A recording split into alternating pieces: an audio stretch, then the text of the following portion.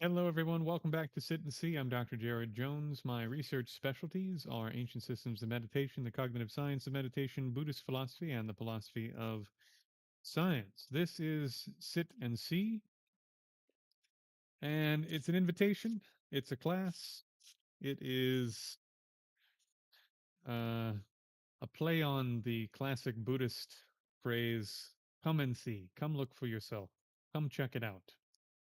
It's my position that Buddhism uh, contains a relatively universal description of meditative techniques that are actually accessible to anyone. Um, and if you understand how to train your mind in meditation in the real world, you'll see results happening very, very quickly.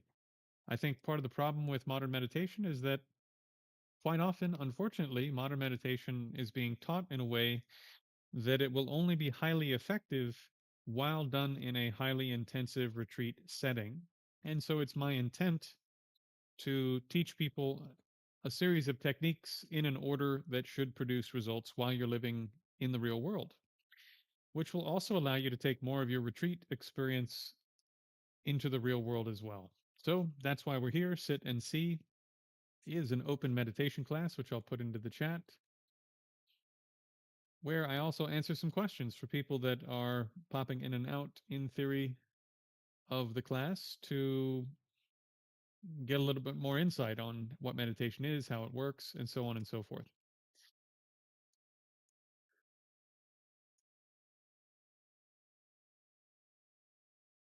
Okay, meditation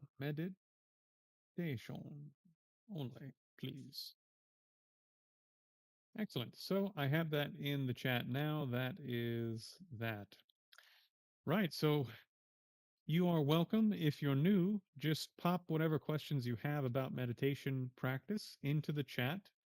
I prefer to answer questions at a practice level, so things you're actually doing now in terms of your practice, or if you have a general inquiry about how to get going in practice, etc.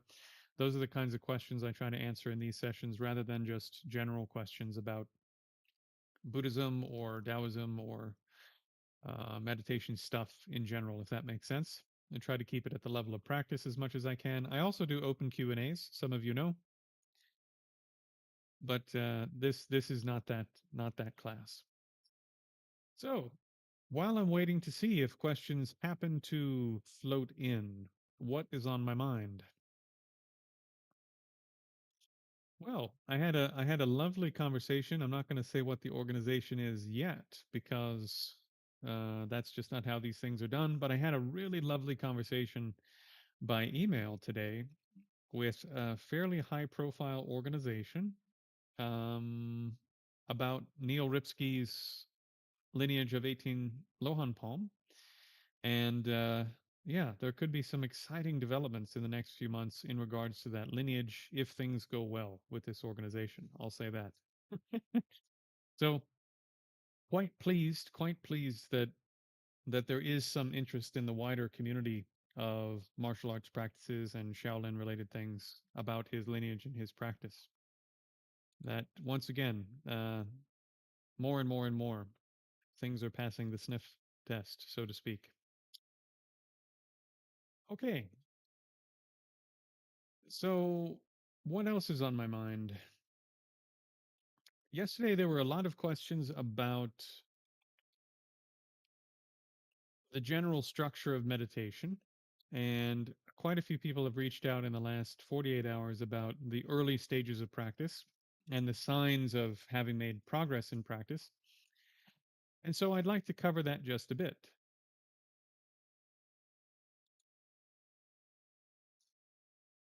Is my hello? Hey, Wombat. Is my audio coming through okay? It seems like it's quite light. Huh. So that should be there.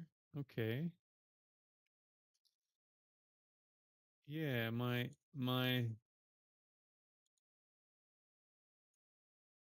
I don't know. I don't really like the way my sound system has been behaving. So hopefully it's all coming through and it's all clear. Please let me know. Hello, Luck. Welcome, Luck 108. So, in the last few days, there's been some questions about the early stages of practice and signs of making progress and so forth. Let me say this. So, one of the most counterintuitive signs that you're making progress is that your mind seems worse than it has ever been. Why is this a sign of progress in the beginning? It's a sign of progress in the beginning because, according to Buddhist psychology, Hindu psychology, blah, blah, blah, your mind has been a huge mess your entire existence. You just never noticed. So, since your mind has been a huge mess, when you finally notice, my mind is filled with like horrific thoughts and horrific ideas and terrible emotions all the time, and random things coming in and out that I can't control, and that I tend to follow the advice. Basically, my mind is presenting me. I just follow these things that my mind comes up with, and that's pretty disturbing, actually. So one of the first signs you're making progress is you're sitting and you're trying to keep the mind on the breath, and you become aware of how terrible and out of control your mind is from day to day. And then throughout the day, you start to notice, wow, my mind won't do what I want it to do most of the time. And this will probably be uncomfortable, stressful. You know, this is not like a happy, doesn't, at least on the surface, seem to be a happy discovery, if that makes sense. And a lot of people quit at this stage of training because they go, oh, I suck at meditation. I can't get my mind to do what I want it to do. Maybe this isn't for me. Not realizing that now you've made some real progress for the first time. So, for those of you who are at the early stages of your training, if you notice, my mind is like totally going out of control, I can't get it to stay on the object, blah blah blah, and more it seems like I have more thoughts and emotions than ever before, my mind is more out of control than ever before. Congratulations, you've taken the first real step in becoming a person who trains their mind, because it's always been like this. You just never noticed. Yeah. So that'll be my nugget of wisdom for the day. Since there are questions coming in, I'll go ahead and get on that. Purple Guy, welcome. When we do intensive breathing, is it good to count the exhales, or do I count between literally every breath? Okay. You can count between the inhale and exhale, or so, yeah, between the exhale and inhale, rather. So you can breathe in, breathe out, count one. Breathe in, breathe out, count two. If that's too demanding because the gap is too small, which it might be in the beginning, if the breathing's happening really quickly, then you can breathe out. Sorry, let's say you can breathe in, breathe out, and then as you get to the end of breathing out, count one there. Because if the gap's too small, you might run out of time, you know? So this is what I would say. As long as it's somewhere near the end of the out breath and somewhere near that gap between the breaths, that's fine. The counting is there mainly to give you much more feedback on how far your mind has wandered away from the activity you decided to engage in. If you're just using the breath only, there's less feedback on how far your mind has wandered, how long it's been wandering, you know, sort of how good or bad the session is going. The counting gives you way more feedback on that. So as long as it's somewhere near the gap between the two breaths, that's fine. It doesn't have to be super sort of neurotic, super detailed, As long as it's happening near the end of the out breath and that gap between the two breaths, that's fine. What are realizations, and why and how does meditation lead to them, and why do we need them? That's a big question. Um, Realization in terms of Buddhist psychology can mean something as simple as you came to know such and such. Sometimes, for example, in mind and mental factors in Buddhist psychology, they would say that when you look at this object, this is maybe not the best example because there are exceptions to this, but when you look at this object, you realize the object. In other words, you come to know the properties of the object. right? So that's one way of using the term. Um, the way that I often use the term is this. What does this term realize mean? It means to make something real in its most literal use, yeah, right? When you look at this term meditation, it's part of a larger category of mental training in Buddhism called bhavana, which means literally to bring something into existence or to cultivate something. That term correlates to a Tibetan term for meditation, gom. Gom means to become familiar with something. So when you're training to gain a realization, think about it thinking about it like this can be very helpful. I'm trying to bring something up or build something or accomplish something until that becomes real, until that becomes what I actually am. What does that look like? Let's use a practical example. Let's say that you're a very easily discouraged person, for example, that as soon as there's a little difficulty, you give up most things. I know that's not you, Earth. You're quite a determined person, but some people are like this. As soon as there's a little bit of difficulty, they go, okay, that's enough for me. Thanks. Right?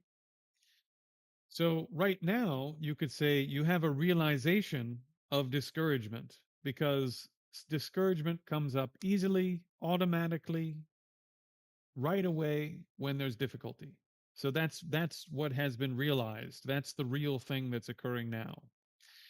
You could train in the contemplations and the ruminations that lead to having a strong perseverance in the face of difficulty. For example, you could think, if I don't gain the ability, if I don't gain the ability to deal with difficulty, pain, loss, sacrifice, is it possible that I'm going to accomplish even ordinary things that are worth accomplishing? Seems very unlikely. Very unlikely. I don't want to live like that. I want to accomplish things that have meaning and purpose and value for me, for the people I care about, even in a conventional sense. I don't want to live a life where I give up on everything and never accomplish anything of great meaning or value. What a terrible life that would be. So when that feeling comes up, I don't want to live like that. You marinate in that feeling. I'm going to face up. I'm going to actually face up to difficulty, pain, loss, sacrifice, so that I can accomplish things that have meaning and value. Determination, right? And when that feeling fills you up until you can literally feel it in your fingertips, in your feet, in the top of your head, then you hold that state with concentration. Why? Well, you built this new state by thinking it through. And now, since you constructed it, since you built it, you need to become familiar with it. Gom. You need to cultivate it. Bhavana. You need to bring it into existence. Bhavana, right? And continue becoming familiar with it, continue cultivating it until that's just how you are. Where you don't have to build a feeling of determination that can overcome pain and difficulty and loss. Just when you're doing something that has value, like, getting your medical degree, trying to build your career, trying to be a good husband, trying to be a good wife, trying to be a good parent, trying to raise enough money to do something extraordinary in like preserving an entire lineage of Buddhist practice or Taoist practice or Eastern Orthodox practice or whatever you happen to be doing, right? Preserving the great lineages of stuff that transform the human heart. Or some other charity that moves your heart if you're a secular person. These things have great meaning, great value. So if you how do I say?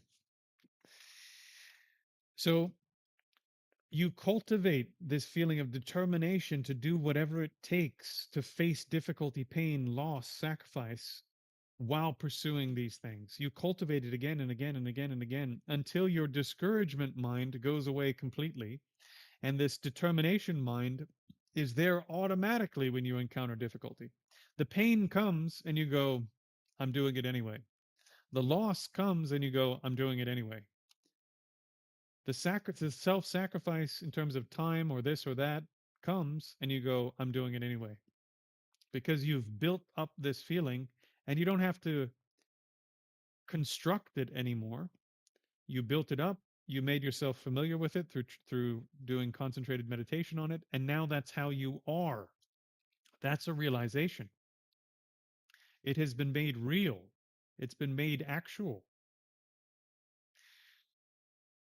So, like this is how I think about realizations. And then in terms of things like selflessness and emptiness,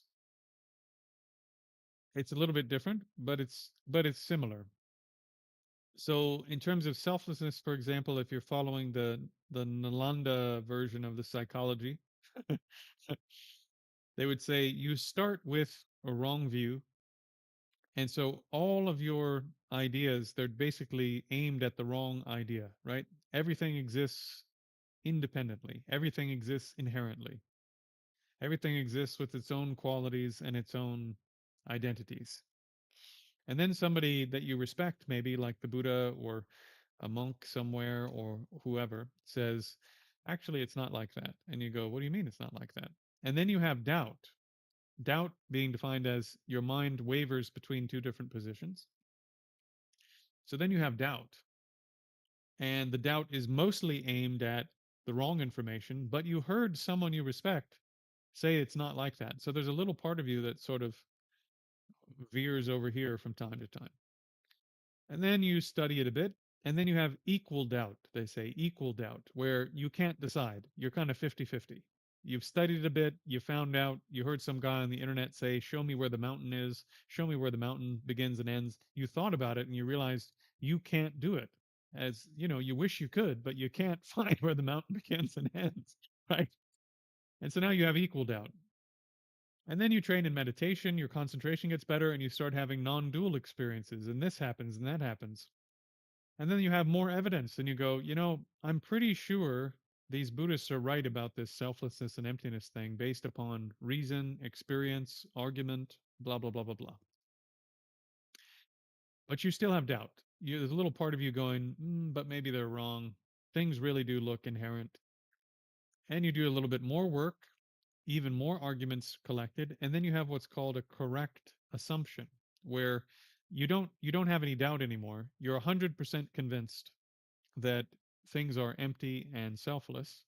Things exist interdependently, but you don't actually yet have perfect reason, perfect evidence to support that position. It's just a correct assumption. Then, through further training in meditative concentration, further analysis, then you gain what's called a valid inference in Buddhist psychology, in the Nalanda way of doing this. And a valid inference means that now you have perfect evidence and perfect argument that support that position. And from this point forward, from the point of valid inference forward, you can't ever be convinced that things exist inherently again by anyone. It's definitive knowledge, incontrovertible knowledge. And then finally, through combining shamatha and vipassana, through a union of basically a type of samadhi and a type of analytical meditation, you gain what's called a direct yogic perception of selflessness or a direct yogic perception of emptiness. And then your knowledge goes from being a perfectly correct conceptual image to being an actual direct experience of the fact itself. And at that point, now you're fully on your way. Although the great texts say that even at the point of doubt, you do so much damage to your negative karma that you're really headed the right way already.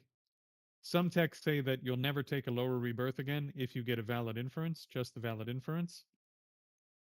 And then, of course, once you have the direct insight into emptiness, which is a fair ways down the road, it's like, I think, second or third bodhisattva level if you're doing it the Mahayana way. uh, or bodhisattva, not level, but past bodhisattva bhumi.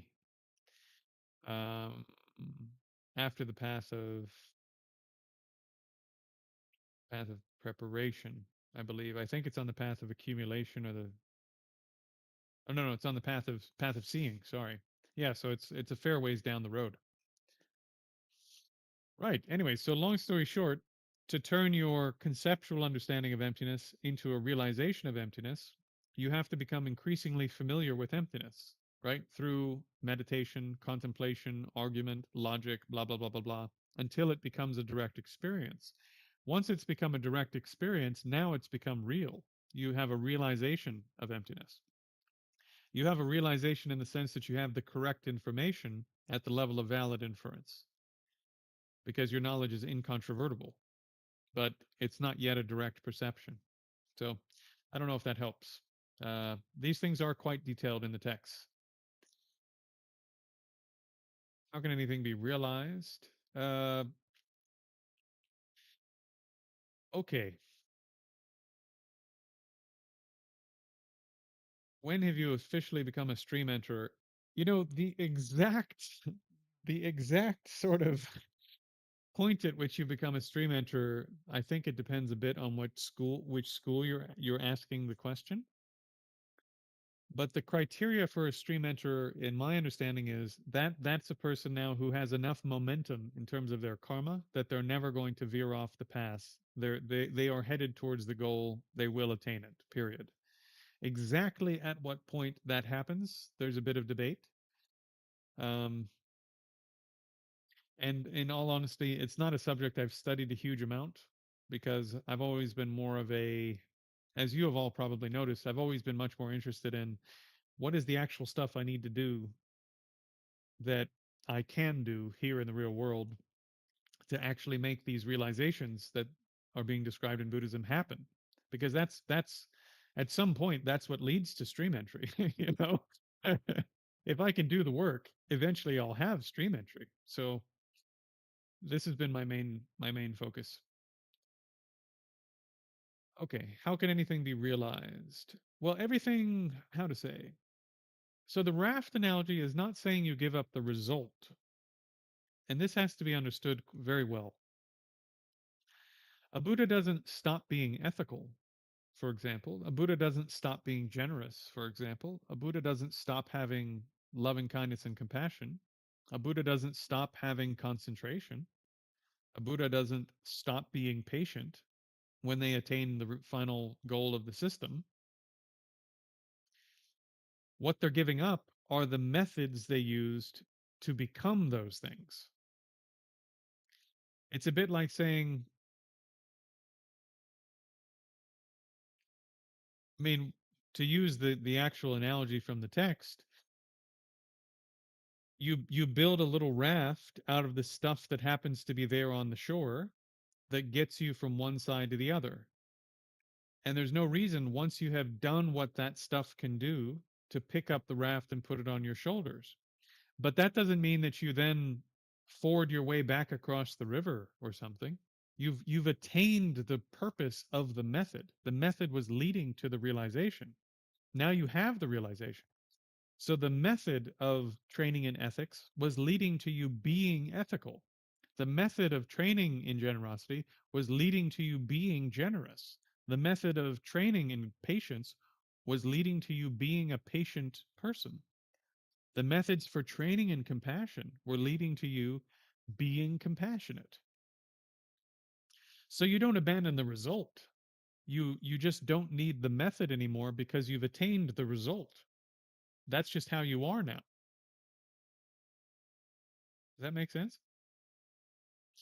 A Buddha's mind is in, I mean, if you read the text, my impression and understanding is that the Buddha's mind is in samadhi all the time.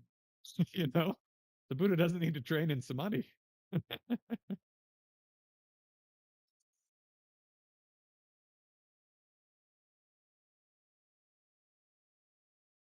Yeah, the realizations don't get abandoned because that's what they become what you are. What you don't need anymore is the method or methods that led to the accomplishment, because now that's how you are.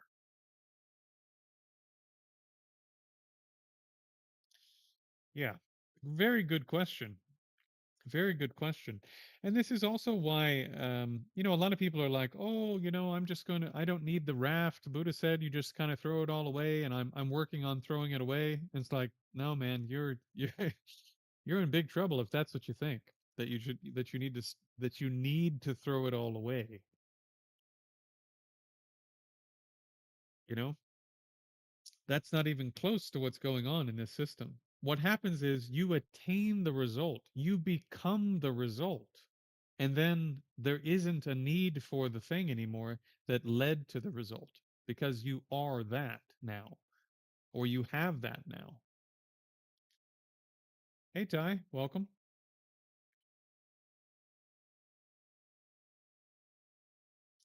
Does that make sense?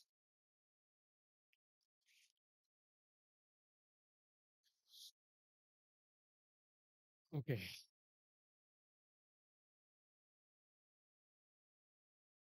All right.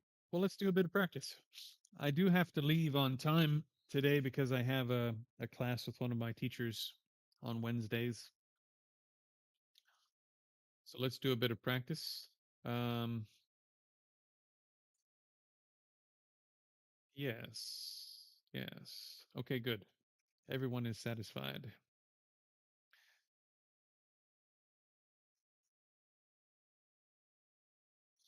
So I think what we'll do is another seated session. I'll be too far away to read the chat, so this was your chance to ask questions.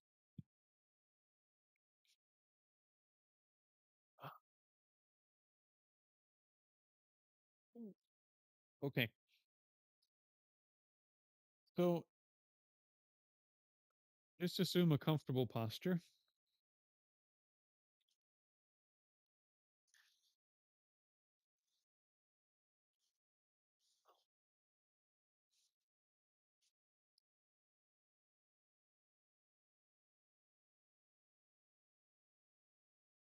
So we'll do a bit of intensive breath, and we'll do a bit of body scanning.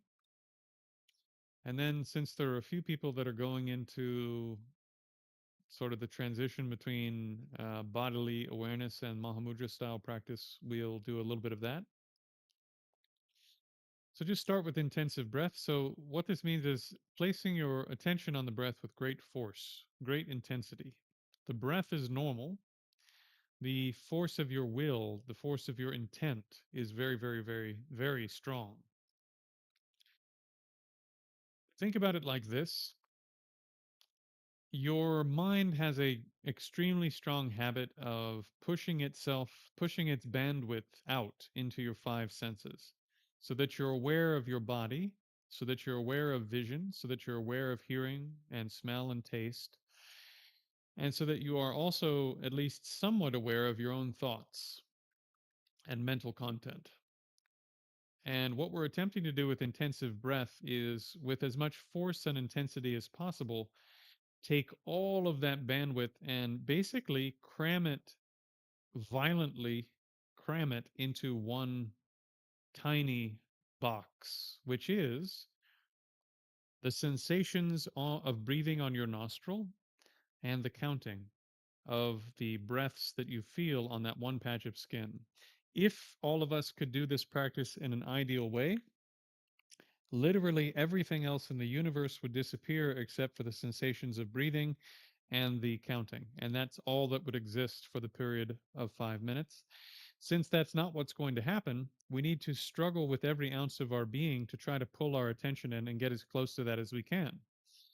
And if you do that with great force, you're going to work out two critical muscles, two mental muscles. One is the muscle of being able to pull the bandwidth of your mind into one activity. And the second muscle is being able to hold the mind there on that activity once you've pulled it in. Making those two muscles very strong, you can then use them to do other practices that will deepen your concentration faster and easier and with much less force than is required to do breath practice. So that's why this practice is 5 minutes, and that's why this practice is so intense. And if you're new, this instruction will sound very strange, but I promise you, I now, much to my surprise, have students all over the world who are doing this practice and having really, really good results. I wish I could take credit for it, but it was given to me by one of my teachers, and it works really well. Works very, very, very quickly and very effectively. So place your attention on the breath. So breathe in through your nose. Find a patch of skin inside one of the nostrils or very near to one of the nostrils where you feel the breath very clearly, very intensely, wherever the most sensations are. And then you're going to count the breath from 1 to 7, 7 to 0. When you get to 0, you can move your body around a little bit if you need to. But other than that, sit absolutely completely still without adjusting anything whatsoever while you're counting from 1 to 7, 7 to 1. Okay? And we'll do that 3 rounds or as far as you get in about 5 minutes. Here we go. When I say begin, don't dawdle around, don't adjust your body, don't do anything else other than bringing the attention with great force to that patch of skin and counting. Okay? 3, 2, 1, begin.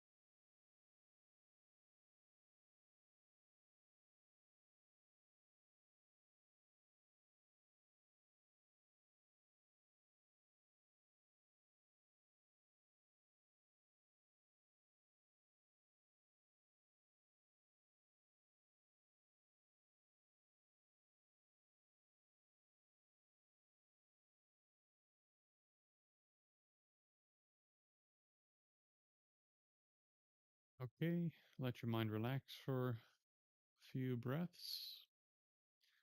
Don't do anything in particular with your attention, just relax your mind.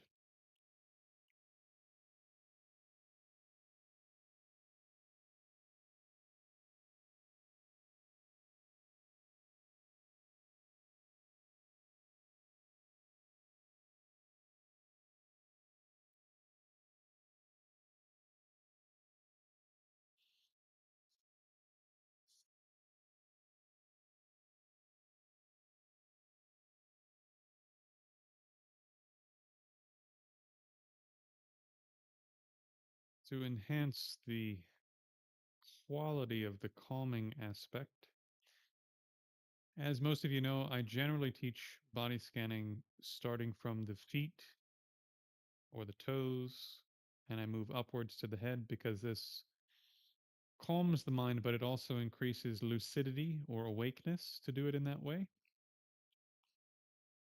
However, if you can keep your mind lucid and awake, just be aware that moving down the body to do your body scan will make the mind more tired, or not tired, but has the potential to make the mind less lucid, but it also makes the mind even more calm, even more quickly than moving upward. So, since we also need to have lucidity to have perfect concentration, we also need to have awakeness, you could say. The mind needs to be very, very alert, very, very awake. Generally, I move up the body to do body scanning because I don't want your mind to get dull. But since most of you are aware now that this is a thing that can happen, just ensure that the mind is not getting distracted by how calm the mind is. Keep your mind vividly focused on the tactile sensations and don't let your mind get distracted by the fact that it's getting more calm. Okay? So we're going to move down the body for the body scan today. So start at the top of your head, just feel the entire top of your skull.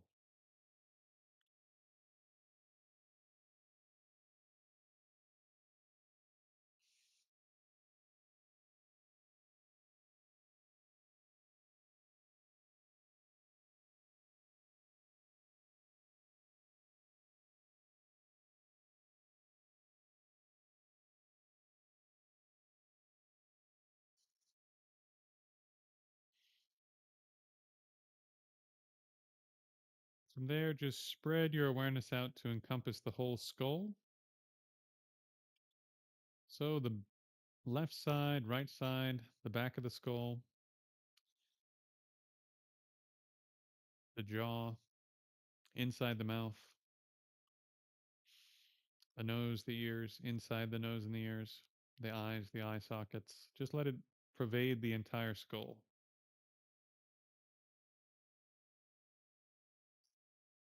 And then become aware of the upper third of your neck. And as much as you can, as you move to each body part, don't let any part of your awareness linger in the previous part. You want all of your awareness, just like with the breath practice, to move from part to part. Now, the middle third of your neck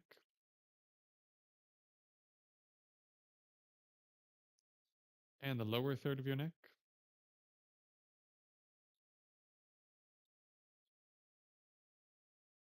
into both of your shoulders,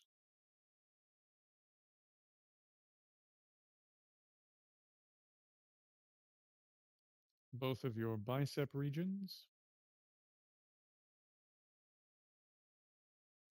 elbows, forearms, wrists,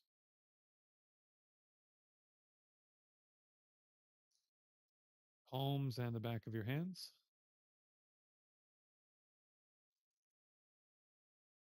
and the fingers.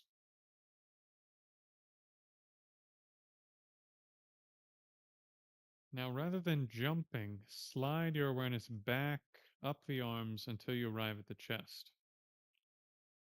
And then let the awareness pervade the entire chest, not the shoulders, not the collarbones, not the scapula, but just the cavity of the chest, the upper third of your torso.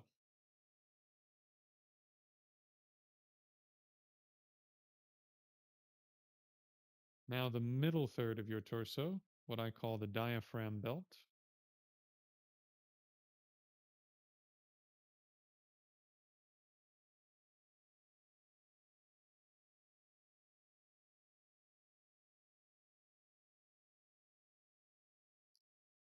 and the lower third of your torso, what I call the waist belt of tissue,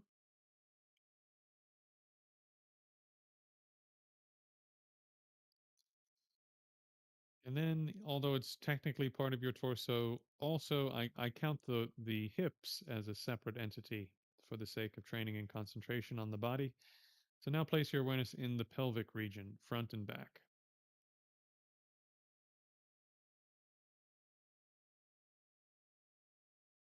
Now pull your awareness into the tailbone,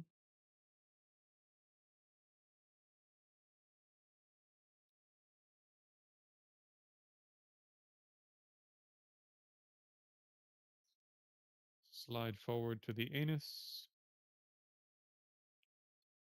perineum, and the sexual organs.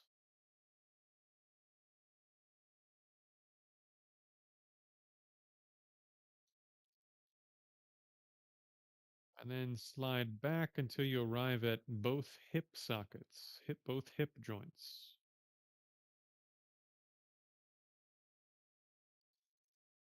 the upper thighs on both sides,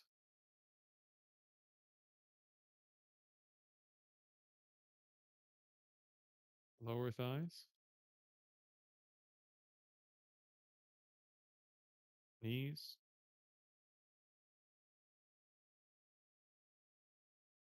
calves,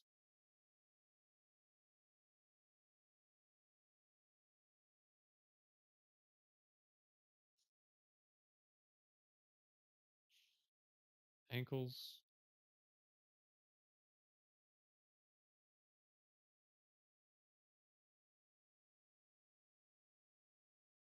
and feet.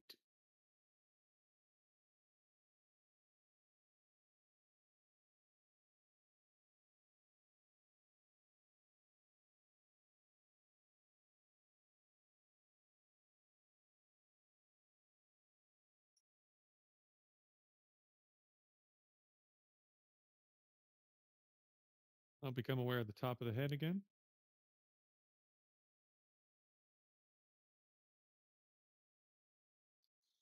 And from the top of the head, stretch your awareness down to include your hands.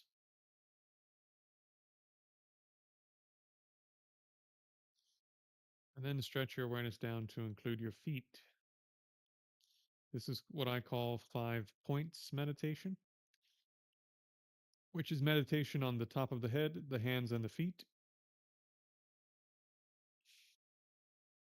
So just hold those 5 points inside the tactile sphere of awareness. Top of the head, both hands, both feet.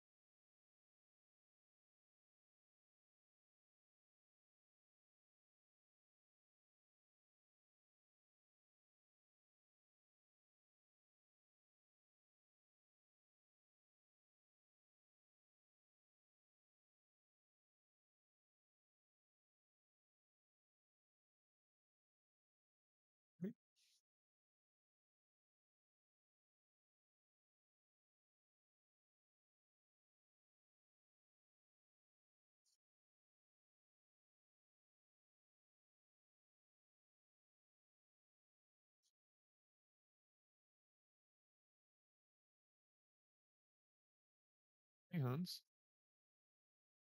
Hey, Gus. I'm not sure that we've met. Good to see you.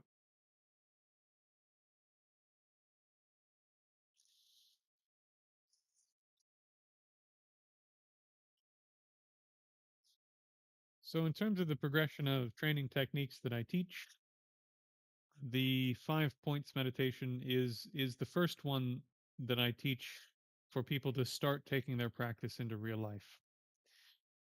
Body scanning, hard to do when you're doing other things. Focusing on the breath, even with a gentle attention, much less intense attention, very difficult to do while you're doing other things. But keeping the awareness pervading top of the head, hands, and feet is something you can do while you're standing, while you're walking, while you're doing a whole bunch of different kinds of things. If you're doing the Lohan program, you can keep that awareness going while you're doing your Lohan. Or if you have a yoga practice, you can do it during your yoga practice. If you do martial arts, you can do your forms and so forth with that awareness. So there's just a pretty wide range of circumstances where you can start to train this type of concentration and get it going.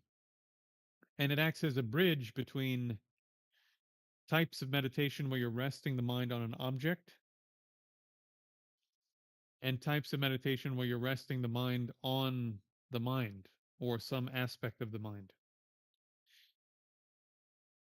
By getting your mind to spread out to the extremities, hand, top of the head, hands, feet, right? The furthest points in the tactile sphere, you're preparing yourself to eventually take the leap, so to speak, of being able to be aware of the entire tactile sphere as one object of concentration.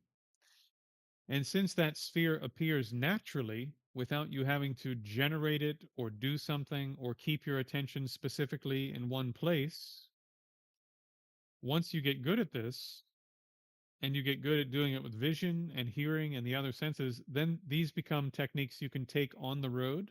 You can do them while you're doing almost everything else, which means that you go from practicing 30 minutes a day or an hour a day or 2 hours a day to practicing 10 hours a day.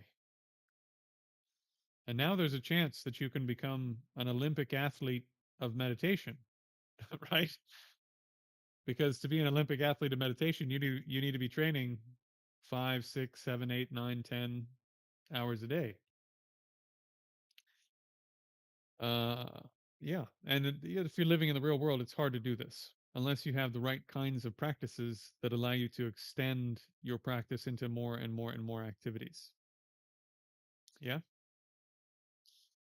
Okay. So hopefully that makes sense. And now you have a new technique, some of you, to play around with if you'd like. For those who'd like to train a bit more hardcore and would like to support the community, of course, I teach all this for free. I make the content for free. And as some of you know, I make a lot of phone calls and talk to people about their practice for free and so on and so forth. In order to do all that free stuff, I have to have donations coming in of some kind. One of the ways I've sort of met a whole bunch of needs all at the same time is I have a course through school. And if you sign up for the school course, you have a whole community of people training in these techniques that I teach at a much more kind of serious level. And then another way you could contribute is on the other side is through the Lohan course. If you wanted to have a physical discipline and all of the training for the subtle body that goes along with training in concentration just with the mind. Of course, you could do the Hindu yogas and kriyas and all sorts of things and breath practices from different places. But the 18 Lohan system taught by Sifu Neil Ripsky is a Buddhist Taoist system that comes through Shaolin that has all of those aspects in it and is fully aligned with the type of techniques I'm teaching. And I'm baking my material into that course, so it will fully integrate with the stuff that I'm teaching in the long run. So those are two ways that you could support what I'm doing, and uh, if enough people are doing those things, then I never have to talk about money, and I could just do this free stuff for everybody until I'm dead.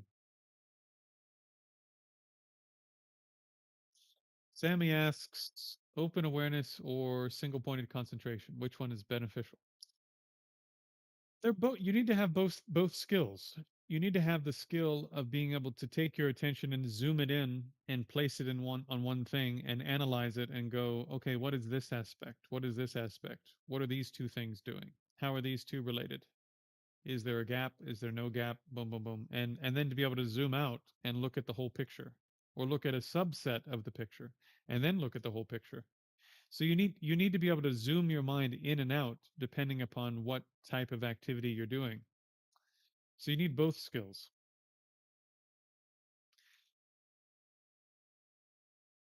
Does that make sense?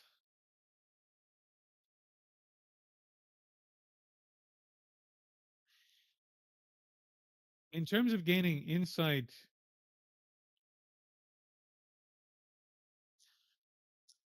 I mean technically you need concentration of the kind where you're zooming into stuff because that's the one you're going to use for vipassana mainly. But from a holistic perspective, if you could gain access to what vision or what tactile sensation is, what hearing is, what smell is, what taste is, what touch is. I missed one, didn't I? You get the point. If you could gain access to your external senses and know what those are from direct experience, which doesn't include the self that you think is there, just with concentration, the ordinary self you think is there will go away. So now you know it's not in these five external senses. And then if you could do the same thing with consciousness, well, then you've looked in all the places it could be. And from direct experience, you now have the evidence you need to do insight meditation into the nature of self because you can access all of the components that make up your being. But those are, for lack of a better term, open awareness style practices. Although I don't like that way of talking about it.